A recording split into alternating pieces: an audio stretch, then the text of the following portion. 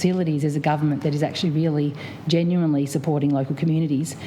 In our Deputy Speaker electorate of Bass, and I know that the Deputy Speaker has been particularly interested in this as well, there is one sport that is really being a bit of a vocal voice for other sports, not only in Launceston but across Tasmania, and not only for basketball in this instance but lots of other sports as well, that there's a deep concern about the quality of compliant court provision in Launceston for basketball. And just using that as an example, there is a well-founded shortage of basketball courts in Launceston.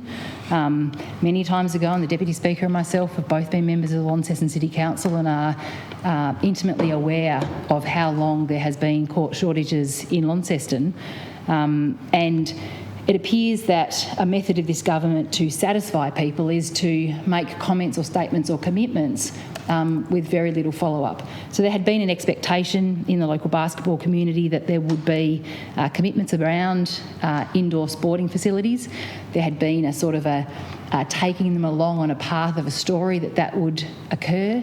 Despite that, I know that there's a number of petitions circulating in the community, one at a federal level, one at a state level, with the local community expressing their passion and their desire for increased courts, and not seeking the gold standard outcome but a moderate outcome in terms of the continued investment in courts. And unfortunately, at a recent announcement where in the northern suburbs of Launceston there's a multi-court hub being developed, despite suggesting, and there has been, initially it was a moderate suggestion that there might have been 3 courts for basketball included in that, it had elevated to an indication that there might have been 8 or 9 courts within that facility for basketball. The concern with basketball facilities in Launceston is that many of the courts are not compliant.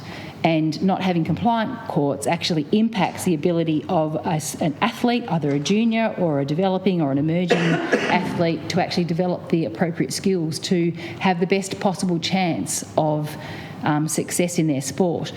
And even the courts that have been announced in the northern suburbs hub, and I'm not sure if the Deputy Speaker is aware of this, are non-compliant. There have been courts for netball developed with the right timber surfaces with sprung floors that are appropriate, particularly for juniors that are developing in their skeletal systems, to be able to use that appropriately.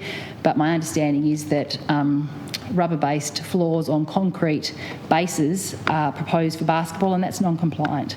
So Launceston Basketball continue to have the provision and the delivery of non-compliant assets to a sport that has, as recently as this month, been identified in a regional facilities report, a current shortage of courts, of around 15 courts in Launceston, and by 2036 a shortage, if there's no growth in the sport, and it's one of the fastest growing sports not only in Tasmania but particularly in Launceston, and then we'll have a shortage of 17 courts. It's going backwards.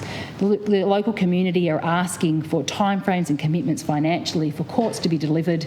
We know that there was proposed to have courts compliant in the Northern Suburbs Hub. Unless the designs and the specifications for that change, they are not compliant.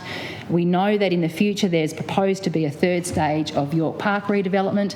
There would be 3 courts or a show court potentially be able to be included with that.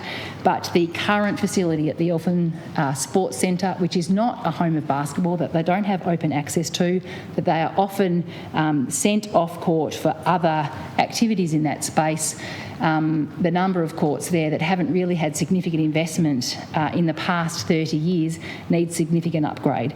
So for this government to continue to be obsessed with $1 billion plus stadium in Hobart when there are 2 stadium infrastructure in Tasmania already, and to do that at the detriment of other sports right across Tasmania, across a full range of sports and a full range of communities, just shows how far this government are from having their priorities right for Tasmanians.